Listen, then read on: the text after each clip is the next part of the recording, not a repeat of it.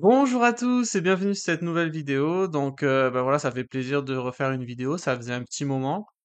Donc comme vous l'avez vu dans le titre, aujourd'hui on va parler des dividendes que je vais recevoir dans pas longtemps. Et des dividendes que je vais recevoir en 2025.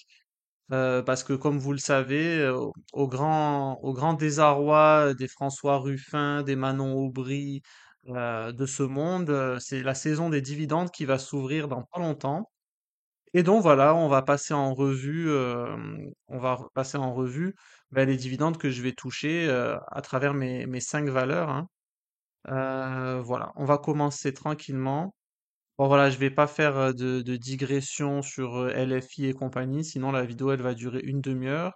Et voilà, vous voulez voir les dividendes, donc on va voir les dividendes ensemble. Alors, donc voilà, déjà vous savez déjà très bien que j'ai possède 5 valeurs. Donc voilà, je suis très peu diversifié, ça c'est le moins qu'on puisse dire, parce que quand même on a un portefeuille conséquent qui est réparti uniquement sur des valeurs européennes. Et bah, beaucoup d'investisseurs voilà, pensent que bah, l'Europe c'est un continent amorphe, un continent de consommateurs, un continent qui sans croissance.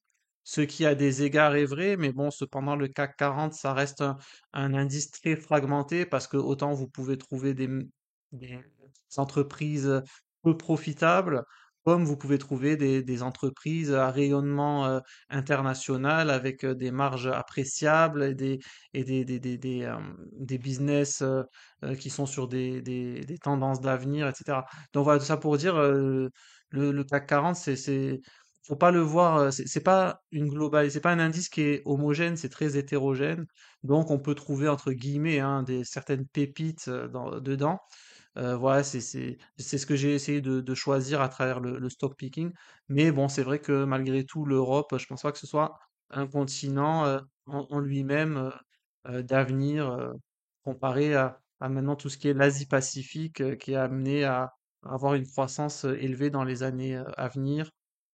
Puis même les États-Unis, après c'est vrai qu'en ce moment, du fait de l'incertitude, des expérimentations de Trump, on va dire, bah, le SP500, il tout saute un peu, il est un peu enrhumé, donc ça fait un peu de volatilité. Mais bon, je pense qu'à la longue, les USA, ils maintiendront quand même un leadership en termes d'entreprise et de business sur l'Europe, même si en ce début d'année, c'est un peu contrasté, hein, et on voit que l'Europe, elle tire un peu plus son épingle du jeu. Après, voilà, est-ce que ce sera durable? Moi, personnellement, je pense pas trop. Mais bon. Enfin, bref. Donc voilà, on va voir les dividendes que Ferrari va me verser. Voilà, Ferrari, une valeur pour laquelle je possède 95 actions. Et alors, on va découvrir ensemble qu'est-ce que je vais recevoir comme dividende. Est-ce que j'aurai de quoi me payer justement une Ferrari? Eh bien, la réponse est non.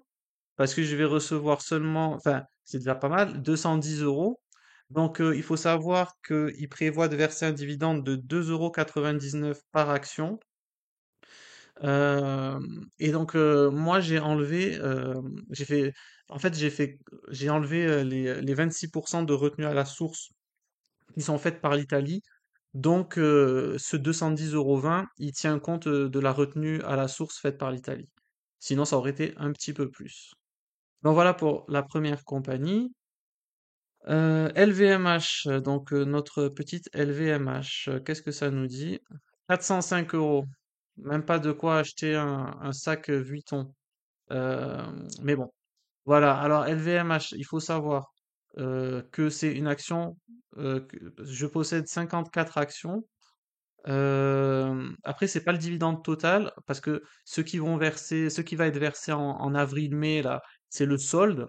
Le dividende global, c'était 13 euros, mais on avait reçu en septembre, je crois, dernier, septembre ou décembre dernier, l'acompte. Donc là, en fait, il faut faire 7,5, le solde, 7,5 multiplié par le nombre d'actions, 54, ce qui nous donne 405 euros. Voilà, LVMH, en ce moment, bah, on est sur un bas de cycle, hein, comme vous savez. Et par contre, ce qui est très notable, c'est que Bernard Arnault, il tire profit à fond de cette baisse, hein, parce que Bernard Arnault, là, moi je suis beaucoup les achats d'actions de Bernard Arnault, et on voit que ça s'accélère très, très, très fortement parce qu'en même pas 2 mois, donc en février et jusqu'à maintenant, même pas on n'est même pas encore à la fin de mars, il a acheté pour plus d'un demi-milliard, d'euros d'actions LVMH à travers, ses, sa holding, financière à Gash. Hem, voilà, donc en soi, c'est vrai qu'il a l'habitude d'acheter régulièrement des gros montants, mais là, par contre, on sort vraiment du lot comparé à l'année dernière, où j'avais eu l'occasion de dire dans une vidéo, il avait atteint l'an dernier 300 millions d'achats seulement à fin juin, alors que là, en à peine même pas 2 mois, il est à un demi-milliard. Donc, je pense qu'il y a vraiment une stratégie dans sa tête de se dire que cette baisse conjoncturelle, ce bas de cycle sur le luxe, c'est quelque chose pour lui vraiment à mettre à profit. Et je pense que ben, du coup, ça se traduit par l'augmentation de ses achats d'actions. Voilà, donc LVMH me donne 405 euros. Donc maintenant, on va voir qu'est-ce que L'Oréal veut bien me mettre sous la dent. Voilà, donc L'Oréal, un petit peu plus généreux hein, que LVMH envers moi. L'Oréal va me donner 560. Que dire? Ce qui est bien avec L'Oréal, c'est que quand vous êtes au nominatif administré ou au nominatif pur depuis plus de 2 années pleines, vous recevez une majoration sur dividende de 10%. Malheureusement, moi, j'ai pas, j'ai pas cette majoration-là, donc ça tient compte du dividende ordinaire hein, qu'ils veulent verser par action. Donc un dividende de 7 euros, j'ai 80 actions, donc on arrive à 560. Ceci dit, l'année prochaine, je serai éligible à cette majoration de 10% sur le dividende. Donc voilà, L'Oréal me donne 560 euros. Donc maintenant, on va passer à notre Air Liquide. Donc Air Liquide qui représente une majorité très très importante de tout de mon portefeuille. Donc combien Air Liquide va me donner? Eh ben presque 2005. Donc voilà, c'est l'entreprise la plus généreuse envers moi. Ouais, parce que bah, c'est la plus grosse ligne, hein. J'ai 683 actions qui sont toutes au nominatif administré et pour lesquelles je possède, j'ai droit cette année, là, donc en 2025, à l'application de la prime fidélité. Donc ils ont prévu de verser euh, un dividende. Pardon, ils ont prévu de verser un dividende de 3,30 € par action. Donc, comme je suis éligible à la prime de fidélité, j'aurai 10% en plus sur ce dividende. Donc, 3,3, ça fait quelque chose comme 3,60 avec la prime, un truc comme ça. Enfin bref, là, la somme, la 2470, c'est quelque chose qui est calculé avec la prime de fidélité de 10% incluse. Donc voilà, donc ça sera mon plus gros dividende. Et là, on va passer à ma dernière position, donc Schneider Electric. Allez, combien ils vont me donner ceux-là? Allez, on va découvrir ça tout de suite. Eux, ils vont me donner 800. Voilà, ben, c'est toujours ça de prix. Et au final, en fait, les dividendes, on peut presque dire que les dividendes, parce que comme vous savez, je sais pas, enfin pour ceux qui arrivent sur cette chaîne qui connaissent pas, en fait Schneider Electric c'est une valeur que j'ai achetée de façon hybride. J'ai apporté 50% de la somme de mes fonds en moi et 50% d'un crédit lombard que j'ai fait. Voilà. Et donc ce crédit lombard, je dois chaque trimestre payer les intérêts du crédit. Je crois que c'était 3,8%. Et donc ça me coûte annuellement, en intérêt, un peu moins de 1 000 euros. Donc on peut dire que presque en fait les dividendes me payent les intérêts, mais pas tout à fait, mais on va dire une bonne moitié parce que je dirais peut-être la moitié, ouais. Ouais, la moitié. On va dire que ça me paye la moitié des intérêts. Parce que à ça, il y a la flat tax, hein. Donc 30% de la somme, ça part pour Macron, ça part pour l'État. Donc voilà, hein. Voilà. Et j'enlève 30% à ça, et on va dire que ben, il me reste, ça me paye la moitié des intérêts. Donc voilà, maintenant on va faire le global. Le global pour savoir combien ça fait au total de dividendes. Et voilà, donc ça c'est la somme finale.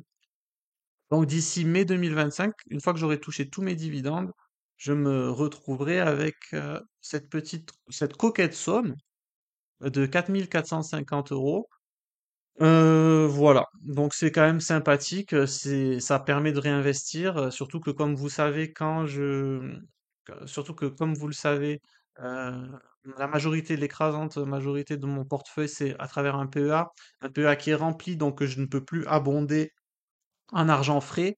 Donc et donc comme la majorité de mes dividendes, à part les 800 euros ici qui vont tomber sur le compte titre, la majorité sera sur le PEA. Donc ce sera de l'argent frais qui me permettra de réinvestir au sein du PEA. Donc ça me fait plaisir, voilà. Bon, qui c'est qui va dire que ça lui fait pas plaisir, je sais pas. Euh, voilà, donc moi aussi, pourquoi je fais cette vidéo, c'est parce que actuellement, je suis en train d'être en procédure de réflexion, de me dire comment vais-je dépenser ces 4 450 euros. Est-ce que au début, je voulais renforcer sur Air Liquide, mais je trouve que Air Liquide, c'est quand même assez vraiment cher en ce moment. Je me dis L'Oréal, ça me semble être une opportunité pas mal pour renforcer sur du L'Oréal. Parce que, on est sur des multiples qui sont, quand même beaucoup plus attractifs et je pense que dans l'avenir, on aura une croissance qui va être, plus soutenue. Donc je me dis peut-être L'Oréal, c'est une bonne opportunité. LVMH, bon après, LVMH aussi, mais je suis déjà pas mal, pondéré sur LVMH donc voilà, mais c'est vrai que LVMH sur ces multiples-là, ça peut être pas mal aussi, surtout Bernard Arnault qui renforce au taquet, donc voilà, ça envoie aussi un message, voilà. Mais après, dites-moi vous, j'aimerais beaucoup beaucoup avoir votre avis. Par exemple, vous, qu'est-ce que vous feriez avec ces 4 453 euros? Voilà. Bon, bah écoutez, on a fait le tour. Je vais pas parler plus longtemps parce que voilà, vous avez d'autres choses à faire aussi. En tout cas, bah, c'est toujours sympa de voilà faire des petits updates avec vous et voilà, bah, petit à petit de faire des vidéos, de montrer, comme je dis, mon journal de bord d'investisseur individuel. Voilà, je pense que c'est important de montrer les hauts et les bas. Voilà. Moi, comme vous savez, j'essaie d'être le plus transparent possible. Je suis pas un modèle, je suis pas un exemple, mais bon, je fais les choses dans mon coin. Peut-être il y en a qui trouvent que ça bien, il y en a qui trouvent pas ça bien. Enfin bref. Voilà, bon, écoutez, portez-vous bien et je vous fais des bisous. Ciao, ciao, ciao.